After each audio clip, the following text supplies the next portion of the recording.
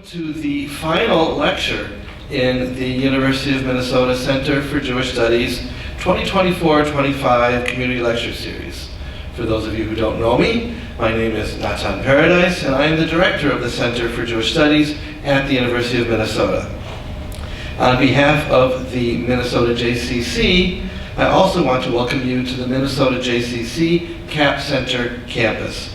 We appreciate the opportunity to partner with the JCC as our host for the lecture series this year. It's been a great experience, and we look forward to continuing this partnership.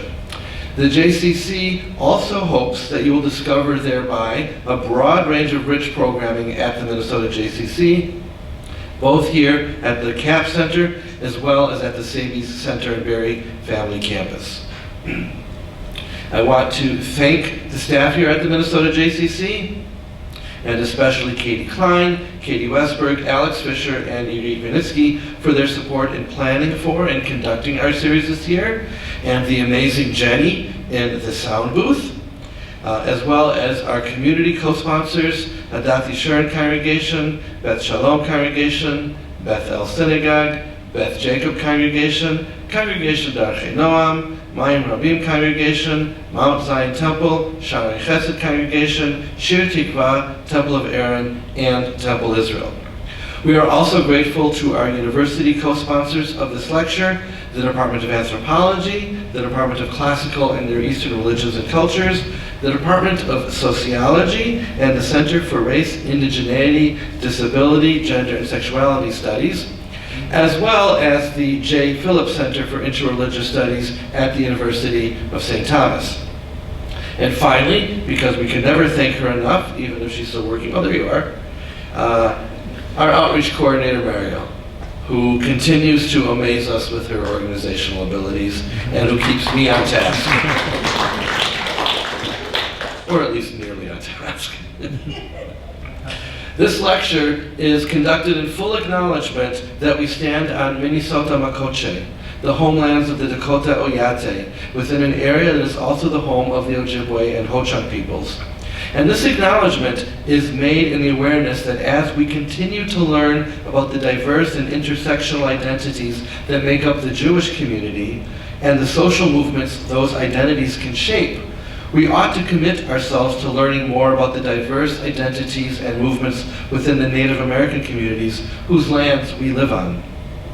I have found that the Native Governance Center, which you may find at nativegov.org, serves as an incredible resource to learn about and engage with the complexity of Native communities in America, and to discover the social movements that they have committed to growing out of their experiences. I urge you to visit nativegov.org and take advantage of the opportunities they provide to learn and to do. 21 years ago, the Center for Jewish Studies established the Community Lecture Series in order to bring to campus and to the local community some of the most exciting researchers from the full range of scholarship in the field of Jewish studies, with the goal of fulfilling the educational mission of the Center for Jewish Studies as broadly as possible. Those of you who have attended our previous lectures in the series, welcome back, and thanks for joining us for the ride. And those of you who are attending for the first time, we are delighted to have you and hope you'll be back again next year. This lecture is being recorded, so if you know of people who could not make it or who did not feel comfortable attending in person, please let them know that the lecture will show up on our YouTube channel within a week or so. Our series this year is dedicated to the memory of Miriam Sigal, Zichrona Livracha, who for years made our lectures possible through a generous donation in memory of her parents, Julia Kay and Harold Sigal. Without Miriam's support, many of the center's activities would be greatly restricted, and we are incredibly grateful. If you too would like to support the center's activities, ensuring the growth and continued vitality of the Center for Jewish Studies, including the future viability of this lecture series, you can visit our website to make a donation, or you may contact me or speak with me after the lecture. This lecture series is part of the Center's investment in the community, and we invite you to invest in us as well. The lecture today continues the theme of our series this year, which is devoted to questions about Jewish identity, challenges to Jewish identity do not come only from the outside, as we heard also in our January lecture by Samira Mehta on Jews of Color. And if you missed that lecture, you can find it on our YouTube channel. Tonight, we will learn about what can happen when rules of belonging are challenged by marginalized groups of Jews. Orit Avishai, our speaker for tonight, is a professor of sociology and women's gender and sexuality studies at Fordham University, where she is affiliated with the Center for Jewish Studies.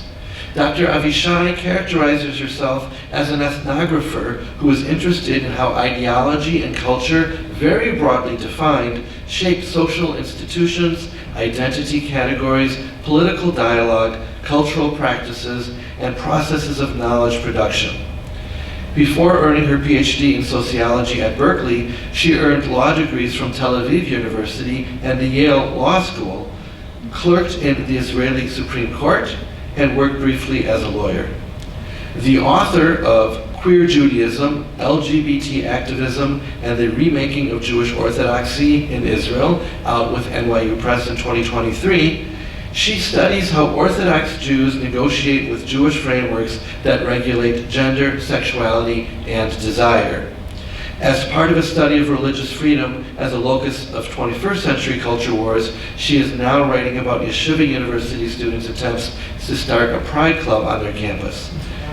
Please join me in welcoming Orit Avishai as she speaks on Queer Jews, the struggle for Judaism's straight soul.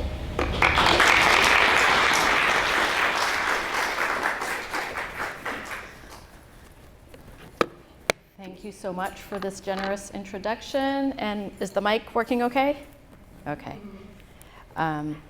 So thank you, Natan, for inviting me. Thank you, Mariel, for the extremely efficient support. And thank you to the staff here at the JCC. So I want to start by acknowledging that I'm giving this talk at a time when everything Israel related is fraught and seen through the lens of the events of October 7th and its aftermath, and rightfully so. And as a researcher, it feels like a catch-22 situation. Talk about anything else that's not October 7th and you're kind of missing the point, but we also want to be able to have other conversations about Jewish law, Jewish politics, Jewish life, including in Israel, in part so we can make sense of post-October 7th society. So I'm going to stick to my lane as an ethnographer who has studied a particular corner of the world, but there are larger political resonances, and I'll kind of point them out as relevant, and I'm happy to talk more in the Q&A. And what I want you to listen for is how Orthodox queer Jews struggle for acceptance and affirmation also raises questions about the possibilities and the limitations of a social movement for social change. That's questions one set of oppressions, but maybe not others. So what I will share with you today is a part of what I learned in the course of about 6 years of working with Orthodox queer Jews in Israel, as captured in my book. And I hope that you will hear, you will learn about Jewish queer experiences specifically in Israel, but maybe more broadly, but also about the relationship between Orthodox Judaism and marginalized group from within who demand it to change.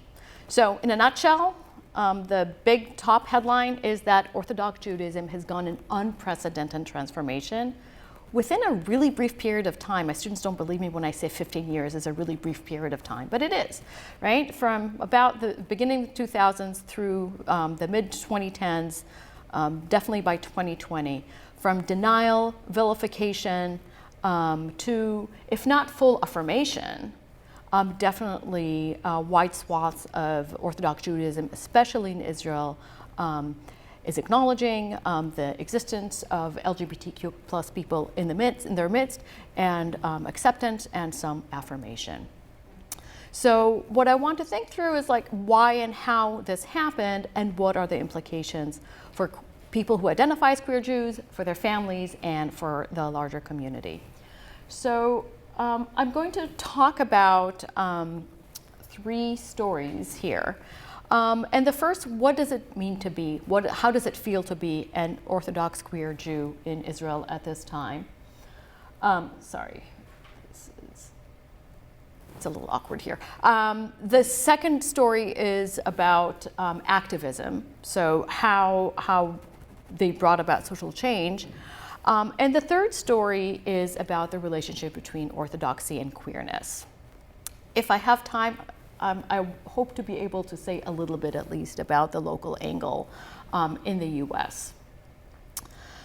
So let me just begin with a little bit of context.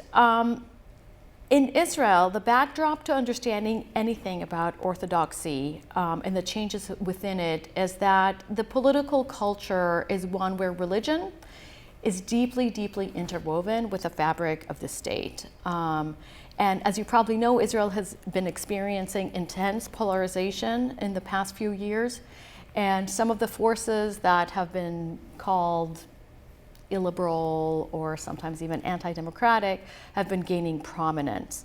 Many of these forces, and they will come up later, are intimately, not exclusively, but really intimately linked to Orthodox Judaism. So if you follow Israeli politics, characters such as Ben Gvir and Smotrich are sort of exemplify that.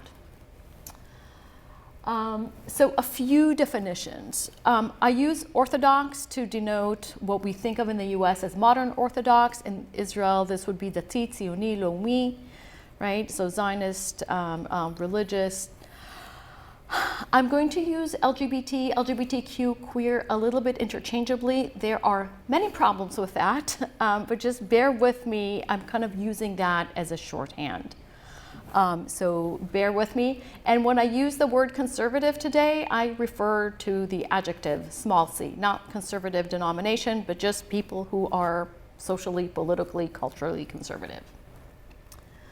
Okay, so I'm a sociologist, and I have to tell you what I did and who I am. So I don't want to spend too much time here. I'm happy to answer more questions, but just sort of the basics. I studied what is known in Israel as Kehila Datit Ge'ah, the proud religious community. Kadag is the shorthand. It's a loose network of organizations, individuals who identify as gay, lesbian, transgender, queer, non-binary, etc. Although my focus is on people who identify as gay and lesbians, primarily because I realized very early on that it would be impossible to cover all the variations and all the manifestations of gender and sexual diversity in its glorious beauty and richness in Orthodox Judaism, in part because the halakha, Jewish law, is very different when it comes to gender versus sexual diversity. In part, when I entered the field around 2016, it was predominantly gay and lesbians who were part of the movement and sort of agreed to talk. That changed dramatically by the time I left the field. I also should tell you I am not part of the community. I did not grow up Orthodox. I was raised in Israel, but secular, and I do not identify as LGBTQ person. And the people I worked with knew this. This was always out and about.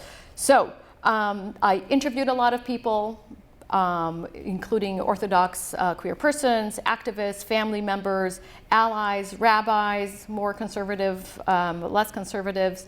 I observed in a lot of spaces. I spent a lot of time on Facebook because that's where a lot of the action was. No longer, it's kind of moved on to other social media. So let me start with a couple of personal stories. So Ayelet, and these are of course pseudonyms, and I changed some of the biography, but the story is pretty much what it is. So I met Ayelet for the first time in 2017, and she told me that she was mourning, quote, picture of what life is supposed to look like. She was closeted, late 20s, and occasionally dated men. She hoped, like her contemporaries, that she would be able to marry a man and have, quote, a real wedding with a chuppah, right, the wedding canopy, and a shattered glass instead of shattered dreams, her words. Ayelet had known from a young age that something was, quote, wrong with her, that she was, quote, different. Her friends would speak endlessly about boys when they were teenagers. She kept having crushes on her young female teachers, on youth movement counselors, her friends. She kept all of this a secret. She prayed for it to change. She wanted to be, quote, normal. I caught up with her a couple years later, and that was true for a lot of people who I met during my study. She was mostly closeted, celibate, and said that she was stuck. Everyone around her was getting married, had children. People gave up on even trying to set her up on dates because she just declined too many options. And many of her friends ended up settling in the same type of close, sort of tight-knit neighborhood that she grew up in. That was her life plan, but she said that she just couldn't imagine living in that kind of community, wasn't very hospitable to single women, never mind single mothers, and she couldn't fathom living in such a community with a same-sex partner. That really changed. That has really, really changed in the past, really just a few years. But she was really stuck because she could not imagine building a life with a woman. That was the real tragedy, and that's something that I heard again and again. And she attributed that to lifelong messages from family, from friends, from teachers and rabbis, and her father was a well-known rabbi. So that's Ayelet's story. That captures many stories like it. Benny also knew that he was gay from early adolescence. At his bar mitzvah, he got a cell phone, and one of the first calls that he placed was to basically a conversion therapy organization. But fortunately, the counselor there told him not to worry. He was only 15. He was going to change. That is a message that many young people hear, and especially the young men. So he waited. He basically just waited to change. And then in the meantime, things got really urgent because by early 20s, his friends started getting married, and then his younger siblings got married, and they had children, and by then he realized that he was not changing. A rabbi at some point, he attended yeshiva, a rabbi at some point sent him to a therapist who could help him. Then he realized that this was actually conversion therapy, and that also really brought about a crisis of faith because here's a trusted rabbi who sends him off to conversion therapy. Him as well, we crossed paths several years later, actually several times, and by now he was in a monogamous relationship with an ex-Orthodox man, and they were considering starting a family. By now they have a child, and he was confident that they would be able to send their kids to an Orthodox school. That would have been unimaginable just a few years earlier, but now it began to seem feasible. The turning point for Benny and for many people I met was when they decided that they were going to live their lives as they saw fit, not according to their family, to their community and rabbis. Now, this makes a whole lot of sense, except that runs sort of contra to Jewish ethics, which are very communally oriented. This is not always a priority, sort of the individual well-being.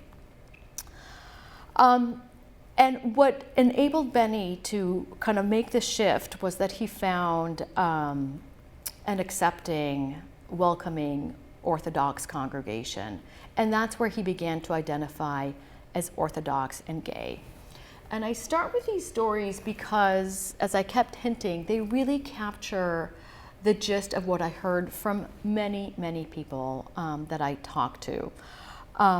Sort of, I think of those as way stations, like a shattered life plan, a chaotic aftermath, and then a new life plan, if they were able to come up with one that entailed reimagining not just their own identity, but what it meant to be Orthodox, and re-scripting that to include the possibility of being Orthodox gay, Orthodox lesbian, Orthodox trans person, Orthodox queer. So with this, I want to now delve into these three larger stories. And the first one is about the lived experience. So how does it feel to be? What does it mean to be queer and Orthodox in Israel? And I've talked to enough American audiences at this point that I know that it captures some of the, it's not just an Israel phenomenon. In the popular imagination, religious queer, kind of that hyphenated identity is often thought of as an oxymoron, a paradox. And throughout my research, or after I published the book, people would ask me, well, what are you writing about? What's your book about? And I would tell them, and then the know-it-alls would tell me, well, that's impossible. And I would think, well, what do you mean that's impossible? I just talked to 120 people, so it is not impossible. Check this and that out. But really what drives these perceptions, and this is, Orthodox Judaism doesn't have a monopoly on this, is that there is something inherently contradictory about gender and sexual diversity and religiosity, because religions, and conservative religions, have a really horrendous track record when it comes to queer lives, right? So people have been subjected to silencing, excommunication, outing, shame, conversion therapy, and so on. And I heard many heartbreaking stories of this sort, and they ended up being captured in a whole chapter, the depressing chapter of the book, that captures these experiences of shame, of secrecy, of denial, of this desire of, as Ayala said, desire to be normal, repression, spiritual harms, often inflicted by rabbis, by religious leaders, theological angst, and a lot of family dramas. And the result was shattered life plans, loss of community, having to leave the Orthodox community, crisis of faith. So a couple of other stories. One man told me that when he realized he was gay, he went through a period of, quote, mourning, because it was a death. There was a dream, a big dream, and it was gone. And for him, this dream was caught up in this utopic idea of what a normative family, Orthodox family looks like, right? And it's a very gendered kind of family, right? The mother, lights the candles, the dad blesses over the candles, the father does the kiddush, takes the children to synagogue. In the Israeli context, they might reside in a West Bank settlement or some Jerusalem neighborhood. So he said, this is like, this idealized version was like a scenery in a play, and quote, when you grow up in such a home, in such a community, there's all this scenery around you. What the home is supposed to look like, the family, it rubs off on you. And the tragedy that for a long time, there were no other visuals. This was the only visual, this was the only ideal until the mid-2010s, when the proud religious community, the activists that I later began to interview, began to do something about it and create alternative public visuals. And they did it quickly, and they did it with a lot of success. I'll talk about that in a second. And then there are so many family dramas. Family dynamics are always central nodes in queer narratives, but Jewish Orthodoxy presents a particularly rough terrain. Families are big. There are endless celebrations. Shabbat happens every week, right? So there's weddings and funerals and bris and bar mitzvahs and holiday gatherings. You have to account for a large cast of characters, and people would be talking about the cousin and the grandparents and this person's neighbor, and I would be thinking, who cares about this person's neighbor except that they're central characters in their family dynamics. So, example, David said, quote, my mom has 5 siblings, my dad has 4. We're all very close. Coming out was family drama. When to tell the grandparents. What will the Haredi, ultra-Orthodox faction of the family say? Maybe delay after this cousin's wedding. My sister is getting engaged. Why ruin Passover? Over and over again. This creates a lot of stress. This creates a lot of strain. This creates a lot of secrets within families. Some people know, other people don't know. secrets spill out eventually. But, and this is an important point, religion was not only a destructive force in their lives. And this is really one of the main takeaways from my study and one of the main things that I want to share with you. It was also a productive force. So when people started turning this story around, when they started re-scripting, when they started reimagining what it might mean to be Orthodox, they turned to the very same Jewish tradition that harmed them. And what they did is create new ways of being Orthodox, new modalities. So one example comes from weddings, right? And we all know this, right? Jewish weddings are highly, highly scripted and gendered affairs, right? So we have in the typical Orthodox wedding, right? You would have the male rabbi, the bride, the groom, they wear very gendered clothing, all the supporting cast, right? All the people in the audience, right? Might also be in very gendered clothing. The wedding contract, the ketubah, right? The outlines the groom's rights and responsibilities, responsibility towards the bride, blesses her with a ring, shatters the glass. There's also nationalist references. The canopy symbolizes the Jewish home that the couple will build. The broken glass serves as a reminder of foundational traumatic events in Jewish history, right? The destruction of the temples in Jerusalem. Okay, well, what do you do for a same-sex couple? All of this is up for negotiation. So one interviewee told me, quote, "When we decided to get married, not a commitment ceremony, a real Jewish wedding, we realized we had to make all these decisions. There's no script, right? There is no script for same-sex Jewish weddings. Can we stand under the chuppah? What traditional blessings can we include?" And remember, Hebrew is a very, very gendered language, right? So what do you do with all that? Who would bless us? Do we just tweak the language? Shattering the glass. Who would do this? Can a woman do these blessings? And what I heard from one couple after another, when they negotiated this, they did what Jews do, especially when sort of Orthodox Jews, learned Jews who've gone through yeshiva, who've gone through seminary, who have sort of access to this knowledge, they went back to the sources. They went back to their rabbis, they went back to their community, and they studied this, right? They studied this in a very Jewish way. And different couples come up with different kinds of solutions, but the point is the process draws on the knowledge that they gained through orthodoxy. So this photos from this wedding went viral in 2017, right? So we have two Orthodox presenting men. They're both breaking the glass, right? They're kind of wearing the tassels. We don't fully see, but the woman performing their wedding vows is a yeshiva-trained trans woman, graduate of a very prestigious yeshiva, and in the audience, I call it, but sort of in attendance were hundreds of their best friends and family, many of them Orthodox presenting.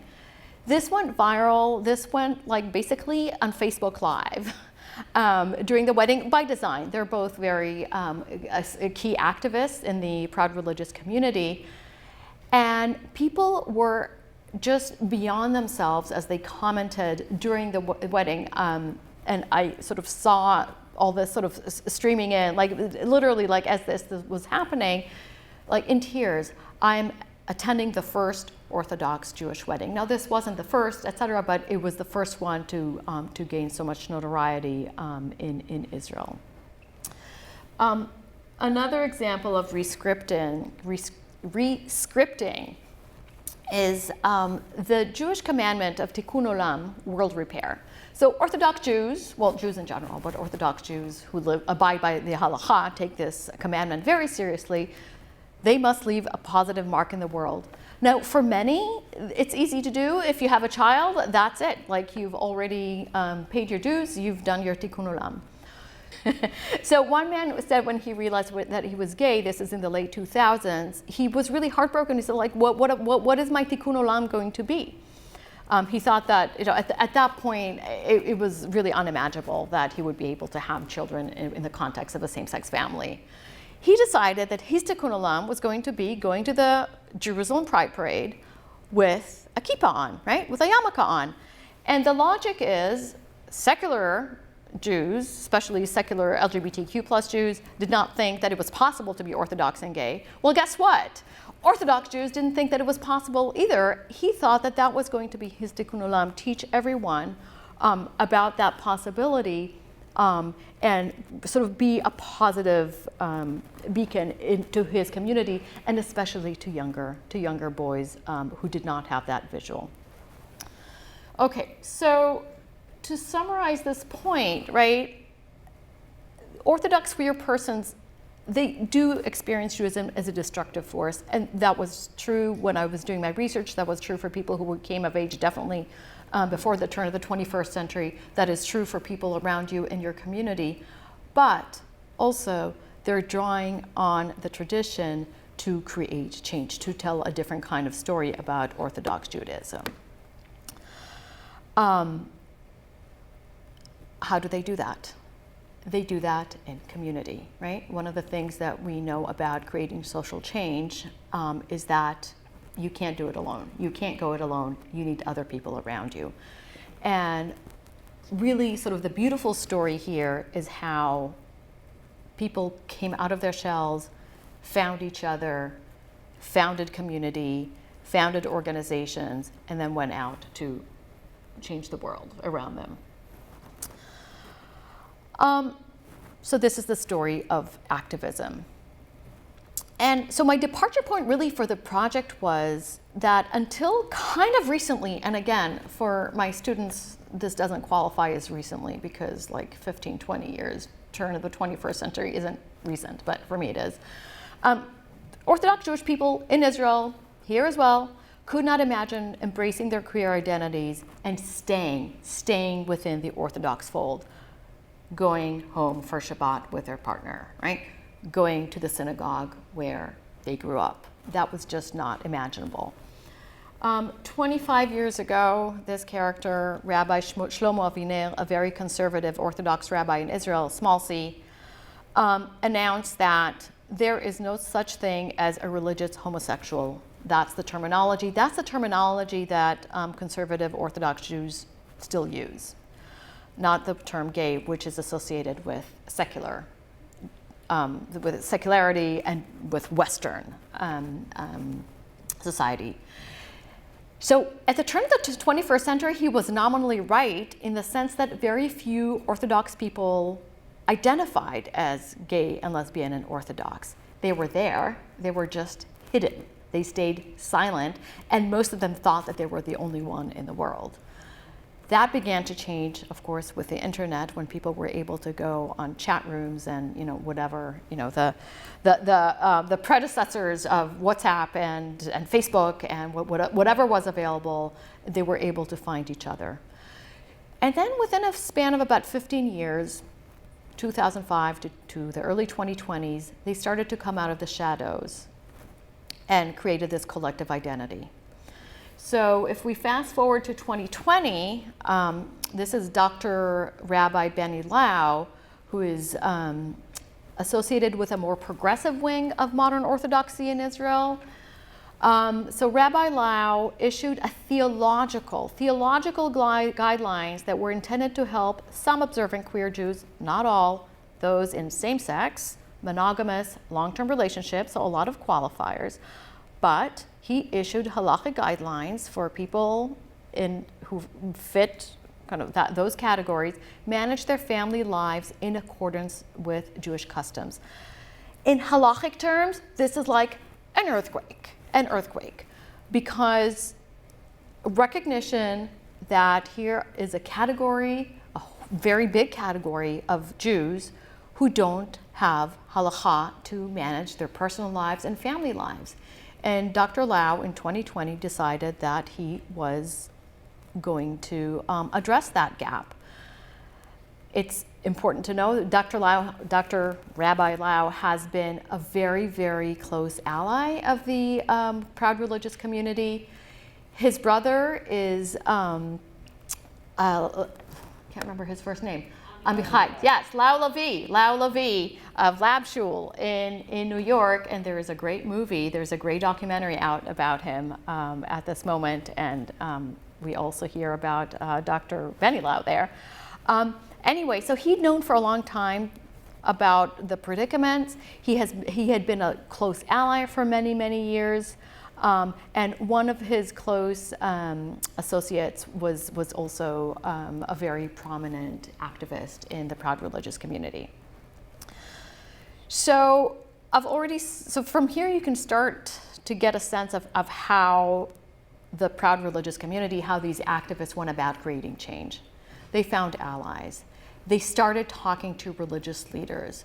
They talked to them about their lives. They talked to them about their experiences. They talked to them about what it meant to be, right? What it meant to be, the kinds of harms that Orthodoxy had inflicted on them, the kinds of harms it was still inflicting on young people. And they did that, as I said, in community. So these are logos of some of the important organizations in this field. On the right, we have Chavruta. It was the gay men's organization. A couple of years ago, they added queer to their organizational logo and identity. On the left, we have Bat Kol, which is the lesbian women's organization. Same thing, after a lot of heated debates and near breakups multiple times, also added the term queer to their identity. And in the middle, Shoval, which is an outreach, an educational organization. It does brilliant life-saving work. It trains people to tell their Orthodox queer story, okay, in 15 minutes. To groups in the community, to educational leaders, to rabbinic, to leaders. They learn how to package their life narrative in 15 minutes, hitting on both their queer identities and Orthodox identities. They stand there in front of a room, telling their story, ending it with, starting it, my name is, and I'm a Orthodox gay person, Orthodox lesbian, Orthodox trans person, etc. So capturing that, right? Sort of a very empowering moment. Other kinds of initiatives have included a lot of Batei Midrash, sort of Jewish learning opportunities where cater to people who identify as queer, to people in the community, often with rabbis and other learned people. This created opportunities for reinterpreting texts, for doing a deep dive and thinking, well, these texts that we traditionally thought of as demeaning, as creating no place for LGBTQ plus people in Orthodoxy. Are there other ways to think about them, right? This is not what we would expect from a queer movement, right? To do a deep dive into text, except that that's what they do.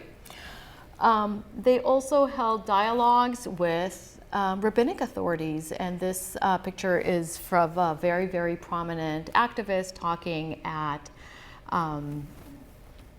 a conference organized by a progressive, but Orthodox progressive organization that had issued a halachic paper to inviting Orthodox communities to be more accepting of LGBT, well, not LGBT, gays and lesbians in their midst, except that it was read as halakha that pertained to everyone who falls under that umbrella. And then they did a lot of public visibility campaigns. So this is a public visibility campaign in 2015. A group of, I can't remember how many of them, about 24 people took out an ad in papers and also all over social media, and sort of collectively came out declaring themselves as Orthodox queer persons. And it was basically a digital photo album, had a lovely, lovely headshot of each person and a little biographical narrative. And they repeated this 2 or 3 years later, sort of twice, with other kinds of, and it looks like someone's recognizing someone in the photos. Yeah, so this is a collective coming out, right? So when I talked earlier about creating images, creating visibility, the next iteration of this campaign showed people with a family member or a close friend. So creating other kinds of visuals, right? Of the ones that the people wished they had. Okay, so the fight for inclusivity and acceptance is really far from over, but the shifts have been palatable and they have been dramatic, right? There is visibility.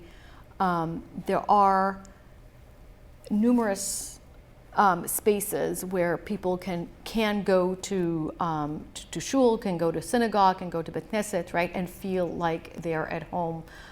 It used to be even in 2016 when I was doing when I started my research, there was one synagogue in Tel Aviv, there was 1.5 maybe, and there was one in Jerusalem, and that was it. There are many, many more now. Okay, so why did these strategies work? So some of the reasons have nothing to do with the proud religious community itself. It's just the forces of change, right? I mean, we're talking about Israel in the 2010s. There's huge queer visibility, and that kind of permeated into Orthodoxy as well. Another huge factor is the Orthodox feminist revolution that kind of paved the way for Orthodox LGBTQ activists. But 2 other reasons have a lot to do with the work that they did. Sorry. Wait, I'll talk about this in a second. I forgot it. This is an important one. Was sort of the rhetoric that they brought to their work. And actually, I want to talk about this for a second. This is a picture from a Jerusalem Pride Parade. The big sign on the right says, "Love thy neighbor," right? How more Jewish does it get, right? They would say, "This is our message: love thy neighbor," right? That is our motto. The other one says, "Proud religious community," and people are holding signs saying, "I went to this and that yeshiva, this and that seminary," right? So they're walking the Jewish Pride Parade. They're wearing shirts with the logos of their organizations. Some of them have yarmulkes. So they're visibly identifying with the community, and they're visibly identifying with all these key institutions of Orthodoxy by saying, what organizations they went to. The rhetoric here is twofold. They're claiming an authenticity, right? They're claiming Orthodox authenticity. So they're basically saying, make space for us because we are part of the community, right? This is a politics of authenticity. We're your neighbor, your cousin, you know me, right? I'm no different than you. I'm no different than you. So, and again, that is not a very radical queer slogan, right? I'm like you. The other is a politics, sort of a moderation. Talking to rabbis, they spent years talking to rabbis behind the scenes, not making waves. A lot of rabbis didn't want to be out as allies because they thought that it would actually compromise their ability to help the community. For years, they met them, with them behind closed doors, not posting things on Facebook, building up trust. again, not a very radical approach to social change. Here's how one activist said this at a conference at Bar-Ilan University, an Orthodox affiliated university. Quote, "We're not trying to destroy the institution of the straight family. All we want is a room of our own within the Jewish home." Okay, this is where we're starting to get into like politics, right? In Israel, religious and nationalist sentiments are really deeply intertwined, and this Jewish home, right, in which they seek a room, that was also the name of a nationalist right-wing political party. So that one dissolved, but it kind of lives on in the current right-wing Orthodox parties that are part of the Knesset, right? This is the Jewish home. So one of the questions that this raised for me, and I'm not going to go into this, but I'm happy to pick this up later, is, can you demand sort of full-blown, enduring social change when you're questioning one set of marginalizations and oppressions? This would be the Orthodox community marginalizing gender and sexual diverse individuals, but then ignoring other kinds of oppressions and marginalizations. And here I'm referring to the national issues. But part of the activists, part of the proud religious community's selling point was that we are like you, right? We vote for these same parties. We are aligned with you on everything else. We are just, God made us different. And we're still part of the community, and we're still a part of the general understanding and politics of this community. Okay, so they're cautious, they're moderate, they don't want to rock the boat, they just want a room in, a home in the Jewish home. And this gets me to the final story here of the relationship between queerness and orthodoxy. So one of the questions is, okay, if orthodoxy is treating you as a problem, why do you want to stay? Why would you stay in a place that treats you that way? So here's how one very prominent activist put it when he was asked this question. Quote, "If I stop defining myself as Orthodox, we will allow the Orthodox community to say what they used to be true, that LGBT people don't exist here. Now they can no longer say that. We insist on our place within the Orthodox community so that we feel comfortable. It's also not letting them feel comfortable without us." The result, however, is that conservative, small c, Orthodox Jews feel very, very threatened. In fact, they feel that this is, right? All these nice, smiling people are an existential threat. So here's how one rabbi responded to a public visibility campaign, all these bright, beautiful, smiling faces that I showed earlier. This time a campaign that showed people with their family members, and the family members talked about how much they loved them and how much they were part of the community. So this conservative rabbi said, "When someone comes and turns family acceptance into communal acceptance, we will not accept him into the family. It is hard because it's our son. But if that's what they do with it, then they have to stop with family acceptance. If you do not disturb us, we will not disturb you. If he lives with his partner, it's his problem, not mine. Once he waves it like a flag, we cannot accept him." And the context for waving it was like a flag was he was asked what to do if an adult son wants to bring his same-sex partner to a Shabbat dinner and there are young children in the house. This is waving it like a flag, right? Just going about his business, living his life. So this is seeing any departure from the traditional Orthodox family as waving it like a flag. But the people disturbing us, right, are not some foreigners, right? They're not like some weird people living in Tel Aviv, right? They're their children, right? They're their neighbors, they're their cousins, etc. So for a long time, this was an intra-Orthodox debate. Where this got into nationalist politics is that, just as we're seeing in the US, those voices who were vehemently anti-queer, anti-gender and sexual diversity were also very xenophobic, sexist, ultra-nationalist, etc. And I'm referring here to some of the parties that are in the ruling coalition.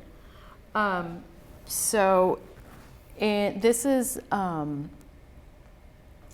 from a campaign of a party called Noam. And what it says, Israel chooses to be normal, right? These went up, during the 3 years that Israelis went to the poll, like every 5 minutes, 5 times during, about 2 years. This party, which basically ran on a transphobic, homophobic, somewhat sexist, but basic anti-queer campaign, put up these billboards, Israel chooses to be normal, and the sign reads, so that my son will marry a woman. Now, the proud religious community folks had to contend with a nationalist question, right? Because now this was being driven home, and all these different isms, all these different ideologies were kind of packaged. Their family members were voting for this party or its ilk. And they began to question this. They really began to question this when this party entered the Knesset. Someone wrote he felt like he was punched in the stomach during these escalating election seasons. There were huge protests where the proud religious community was very prominent. And they began to reflect on whether you can make real social change in one arena, but not in other arenas. All of that came to a halt after October 7th, where it basically became impossible to ask these questions, and it still is. Okay, so on the one hand, I hope that I shared with you some lessons about hope for marginalized people, right? People create change from within their communities, and they can do it in really creative and brilliant ways. They create space for themselves. They create a change within orthodoxy. They really create a change within orthodoxy. On the other hand, there are always limitations to social change, and that's sort of built into a politics that's based on moderation and not wanting to rock the boat. I think I'm out of time, but just let me tell you, the U.S. context, the changes here are happening as well within Orthodox communities. They're slower, and things are harder in part because Natan read all these all these synagogues, right, exist in one community. It's much more fluid. People can find other places to go. And on the flip side, because Israel is so small, people have access to all these big rabbis and all these machers and all these sort of people who are, the influencers. It's much easier to access them. So that's one reason. But things are happening. Rabbi Jeffrey Fox of Yeshivat Maharat gave a halachic ruling just a couple years ago, maybe just last year, about same-sex women in same-sex couples. Again, sort of groundbreaking. So things are happening. And Yeshiva University actually just last week finally came to a compromise with students who had been spending about a decade trying to start a Pride Club on their campus. So they can't call it Pride Club, they have to call it, I think it's a Hareini, but it's, things are happening. And lastly, I just want to tell you that there are resources here. I just want to mention these organizations, Eshel, JQY, Keshet, I'm happy to talk about them. And yeah, assume, even if you don't know anyone, just assume that people are in your community. Be an ally and demand that your community be a real affirming one for everyone. So thank you.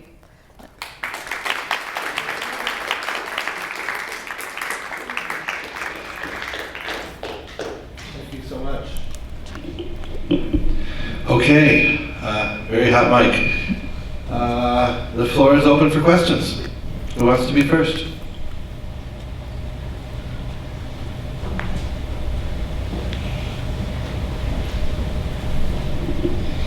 Thank you, Orit. Really amazing pulling together of a lot of these stories. Brought back a lot of memories, some good and some not so good. But so I wanted to tell you a brief story that is going to lead to the question. So when I was living in Israel in 2010, this actually my roommate my roommate at the time was lesbian. She's still a lesbian. She's just not my roommate anymore. So I was living with a friend of mine who was a lesbian, and she told me she went to a lesbian bar in Jerusalem, and she said it was like walking into the 1950s. That somehow the atmosphere, the culture of the queer community in Israel was like decades behind where it was in the United States, and to some extent that was true for me too. But her experience really encapsulated it, and it strikes me that this is a very different kind of landscape. And I'm wondering to what extent you encountered Israeli activists who are responding to things that are happening in the United States. To what extent are they within the Jewish community specifically? Like how much are Kada people, activists, how much are they paying attention to what's happening in queer Jewish spaces in the United States or in North America more broadly? And to what extent is this like a separate, parallel but not overlapping universes? So the answer is yes, but in the sense that it's all happening. One of the things that I realized, like, activists work quickly, they work on the fly, right? They don't have the time to sit there for 6 years and kind of contemplate, and right? They're constantly responding, they're constantly creating. There's always, the next rabbi who says something very stupid, and now you have to create a whole campaign to respond to them. But they're listening, right? It's in the air. I mean, it's not 1950, right? I mean, sort of news travel fast, ideas travel fast. I'll tell you even more than that. One of the things that I realized once I started going to conferences and talking about this with people who were studying or who were looking at changes in other religious communities, so not Judaism, we realized that we were documenting kind of parallel processes and parallel dynamics that were unfolding at more or less the same time. So this time period that I'm talking about, starting in the mid-2000s, accelerating in the 2010s, happening with Mormons in the US, who would have thought, happening with evangelicals in the US, happening for Muslims in Canada, right? I mean, there's just some of the examples happening. So, right, there was sort of a certain kind of ripeness, but ideas travel. And then they travel back and they reemerge, they bubble up from within the tradition because they get packaged in sensibilities, in rhetoric, in ideas, in experiences that draw on the tradition. So, and then there is an American organization called A Wider Bridge that specifically works with Orthodox Jews and brings them here for training, brings Americans to Israel. So it identifies as a queer Zionist organization in the U.S. So it's all of these together. So, and thank you for that. Yeah. So my question, you're talking mostly about modern Orthodox. Yeah. And my question has to do with The Haredim, and what's happening with that? That's the million-dollar question.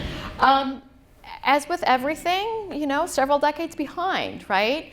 Are there queer people in ultra-Orthodox? Of course, right? Where are they? Is it possible to be both and? Not yet, not yet.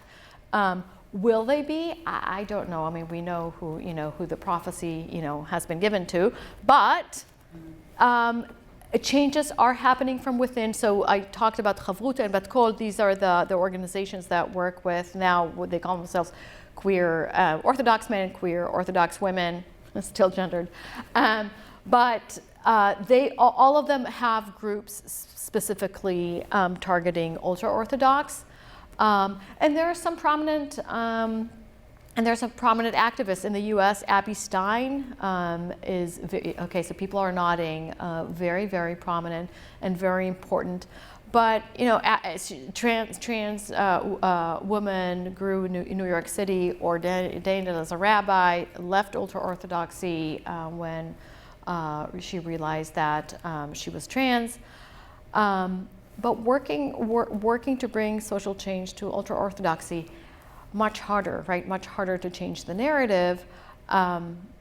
But again, if we're looking at feminist movements that are, have traditionally paved the way for LGBTQ movements, we're seeing that in ultra-Orthodoxy, right? Several decades behind, looks a little different, but happening. So, but yeah, thank you. Thank you for taking on the subject. For those of us who are older, this is your life rolling out on the screen. I'm curious, and this picks up on what Noam was asking you, why it's productive to only focus on the Israeli scene, because there is fluidity between the American community, the Israeli community. Specifically, I'm wondering about the impact of the film, Trembling Before God, which precedes your time frame. That was immensely influential on the American scene. I remember seeing that film the first time at the Bell Museum, which people in this room know what I'm referring to, and there were 10 people in the room. 2 of them were clearly from the Haredi community and sitting in the back and would have liked to have had a zone of cone of invisibility around themselves. But we knew why they were there. They clearly had a family member. But that film was immensely influential. The next time I saw it, there were 300 in the audience. Yeah. Speak to that, please. So Trembling Before God was in 1991, something like that. I don't know, someone look it up now. I'm not going to remember exactly. But Trembling Before God is a documentary that really revealed for the first time, right, broke this taboo of gay and lesbians in modern Orthodoxy and the Haredi world. And what the documentary in itself was an important cultural document, but what they did with it, and the director and Steve Greenberg, Rabbi Steve Greenberg, who is one of the main is one of the characters there, and he also founded Eshel, which is an important sort of support and educational organization in the U.S.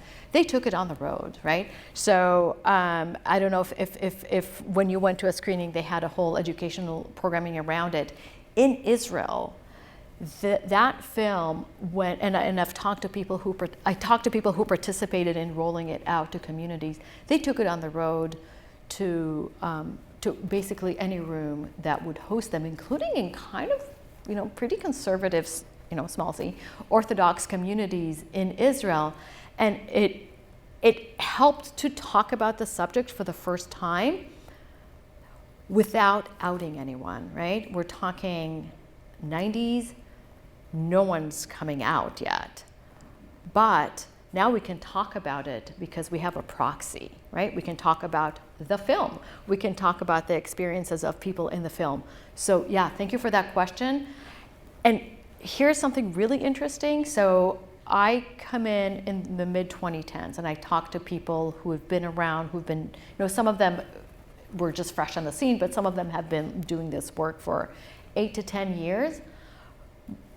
By then, when I asked them about sort of the origins of the movement, the film was kind of lost already to memory, and I kind of pieced it together by intentionally looking to talk to people who knew about it. But that's often how these movements work, right? I mean, kind of you move on, you move on to the next thing, and the generation of activists. It seemed like every 2 or 3 years there were new people on the scene, and all my old contacts were kind of not gone, but they were not as useful anymore to get me into all sorts of rooms. So yes, immensely important here and in Israel. I mean, it was So thank you. We'll get in the front row here. This was just fascinating. I'm very appreciative. It seemed to me like there was a little bit more focus on men than women in what you presented. I'm wondering if the lesbiote, it's, the rabbis that you're talking about, I assume they're all male rabbis. Oh, yes. This is Right. Orthodoxy. Yes, they're Right, and this is so I'm just wondering what that dynamic is like for the women and whether there is like a hierarchy. Well, yes and no. I mean, yes, and like they will tell you, right? The Kehila Datit Ge'ah, the proud religious community, is there's no one central organization. They all work together. But we know from other contexts, and this plays out in the Orthodox Jewish community as well, the men's organizations are better funded. They have more time because, especially, if you're going 10 years back, fewer of them had children. Many of them had better jobs, right? They were just, they had more, they just had more. They had more time, they had more resources. And that translated. And they had more access to rabbis. One of the things that I didn't mention, many of the early, not so much anymore, but many of the early key activists were folks from, very privileged folks, right? From highly educated families. Many of them were very central to the Orthodox community, right? Because that privilege provided some kind of support and backing, and kind of, they had, in some sense, more to lose, but they have had more standing and just more resources. So in part, they also went to, more prestigious yeshivas, so they had access to some of these rabbis. Wow, I hadn't noticed, and now I think that I need to change some of the stories that I pull in, so I really appreciate that. But no, I mean, there are a lot of parallels on the men's and women's side, but there are also a lot of differences because, of course, women had the upper hand because if you think about the halakha, right, the halakha is kind of silent on women, which is terrible in many respects, but kind of can work in their favor when it comes to same-sex relationships. In the end, it doesn't, but it can work in their favor. They were able to have children, right? They were able to have children with less fanfare. They were able to start families with less fanfare, and they were less stuck with the halachic questions that were just burning for men, right? That pesky Leviticus phrase, what are you going to do with it? So the dynamics were really different, but the movement really was all of them. But I thank you for that, because now I think that I need to think a little bit more about changing some of the stories that I bring.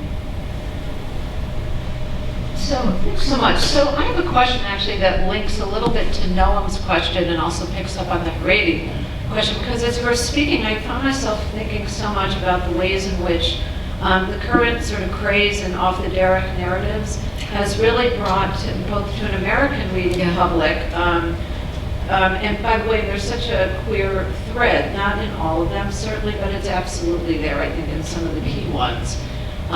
it gets touched on, and I think it surfaces and then sort of goes and gets submerged as well in interesting ways, and there's been work that's been done on that. So I just found myself wondering, and thinking again about that interplay between Israel and let's say North America, how this model of activism, as you've sketched it out, and it's a sort of grassroots, and it has so many analogies to other political movements, and certainly takes its cues, I imagine, from those movements. I'm just wondering, I'm really curious whether or not, it's another sort of twist on the question of the Haredi, which are their own special thing, but the ways in which those narratives about the Haredi circulate because of this sort of new-ish genre, not only in published literature, but also on blogs. I mean, there are all sorts of different ways in which it's become disseminated, moving back and forth. Also, Europe plays a role in there as well, interestingly, certainly Germany, Berlin in particular. So I'm just kind of curious whether or not this mode of activism, I mean, is there any sort of, I don't know, are there threads that tap into that or that pick up, and can you maybe see it? It seems to me it's such a fluid movement right now. That's one of the reasons I'm so fascinated by the Off the Derech as a genre, as a literary genre, because of its fluidity and its movement, and it's not fixed, and it doesn't have a fixed endpoint either. In contrast perhaps to activism. So I'm just curious for thoughts about other points of connection between that and some of the activist modes that you've been talking about. So again, I'm less familiar with what's going on in the Haredi community, and definitely not with Off the Derech, but yes, right? I mean, so people off the Derech, right? So these are sort of the people who have left, and some of them are, my colleague, an anthropologist, has written about hidden heretics, right? Many of them, there's sort of a queer narrative underside to that.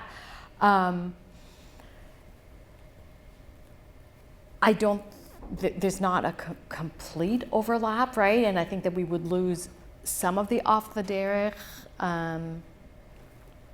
narrative if we only attribute it to queerness, right? I mean, there's some of it for sure, but we would lose some of the other reasons that people decide to disaffiliate. But yeah, I mean, they're clearly interwoven. And as you said, like in cultural depictions for sure, right? Yeah, but I just don't know enough about the Off the Derech experience.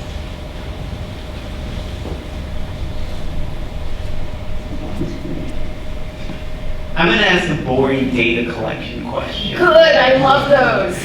So you mentioned in the talk with some of the anecdotes that you reconnected with some of the people in the study. You mentioned earlier in the question that some of your contacts became less useful over time as they became less prominent in activist spaces.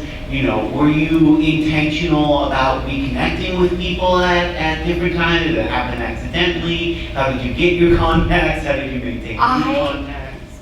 I thought it was going to be so hard to get into the field. I was shocked how easy it was. Here I am. I mean, I'm Israeli. I mean, I speak Hebrew. I don't speak Orthodox. Okay. I mean, it's a different. They could tell, and I wouldn't even try to pass, right? But I started with with a key activist, and I could reach them because, they were out. I went to the websites and I found them, and within 3 minutes, I had their phone numbers and WhatsApp. And once I started with them and gained their trust, I mean, they would just post on WhatsApp groups or on Facebook groups, and people contacted me. I was actually shocked at the ease, but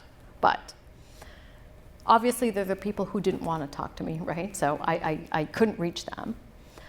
And they told me, and I heard a version of this often, that I was useful for them precisely because I was not from the community. So here's a professor, right, from the United States, who's going to write a book about them.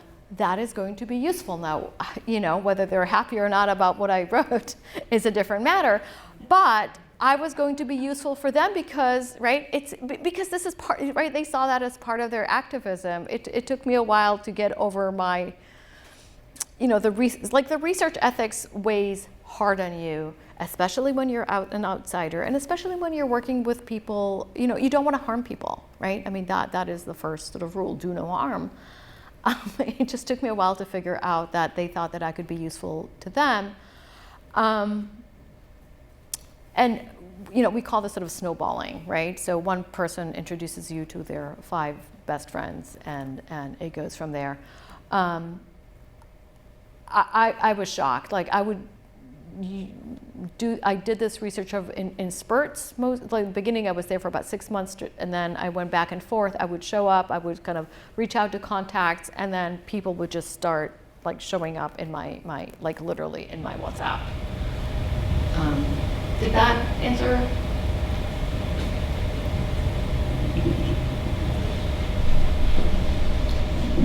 Hi. Is this on? Yeah. Okay. So, kind of related to Sharon's bringing up women's worlds, did any of these folks have children?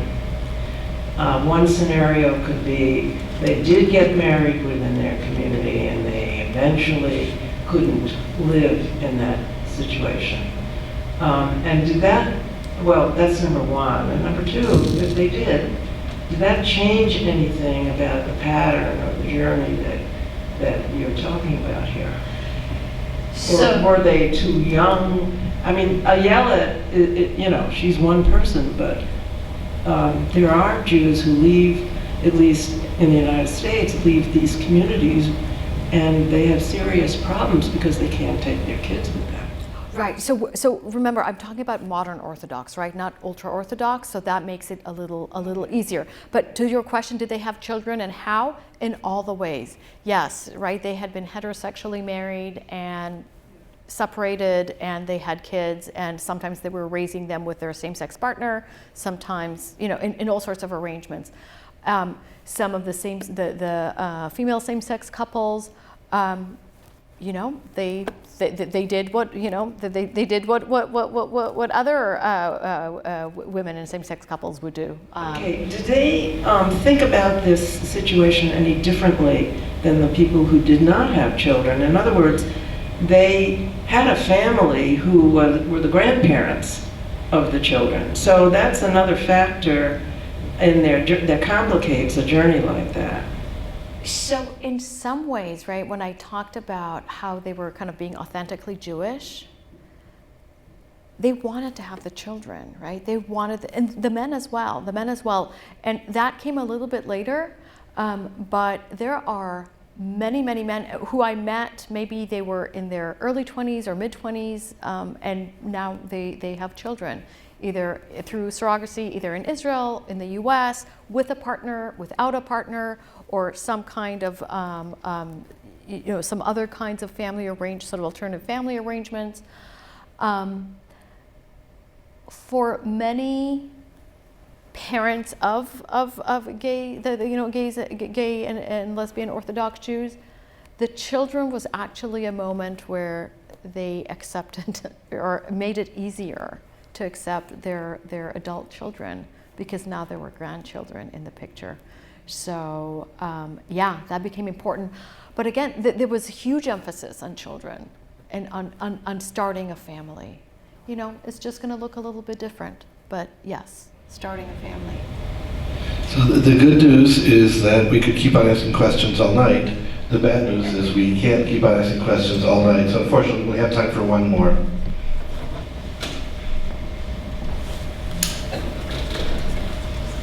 So I'm wondering if you could share these. So the prominent activists came from these high visibility families. And so they had to make a choice, right? The Lau family had to make a choice.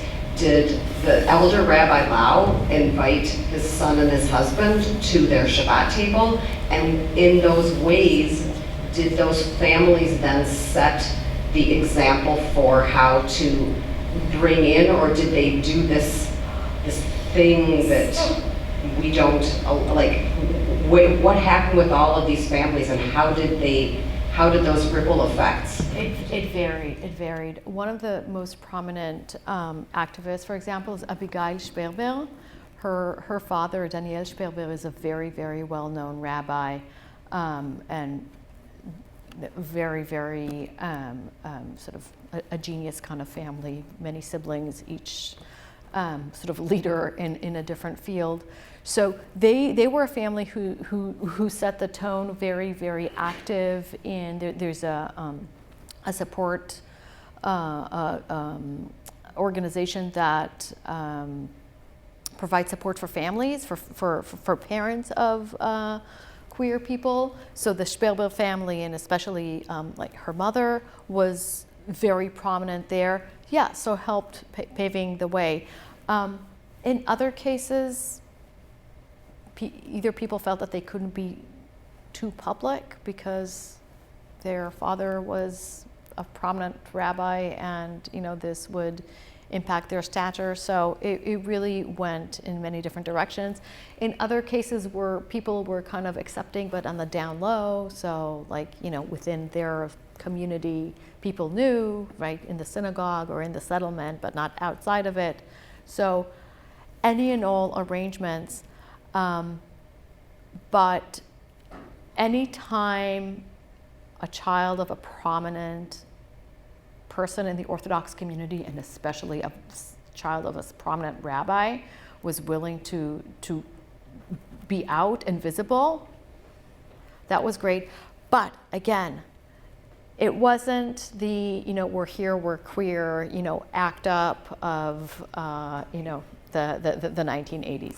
None of that, really none of that. It was, if people are ready, if people want to be out and visible and be activists and sort of be a face for the community, great, we'll, work with them.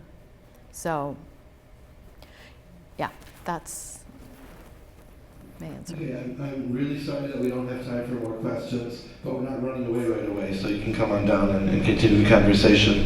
If you would like to hear more of Dr. Avishai's scholarship focused on the American context, in which the First Amendment is alternatively invoked to protect and privilege particular religious communities, but also to challenge them, you are invited to join us on campus tomorrow at noon to hear the presentation, The Politics of Religious Freedom, American Jews and the Legal Mobilization of Christian Rhetoric. You will find details about that lecture on the Center for Jewish Studies event page on our website. Dr. Avishai, thank you so very much.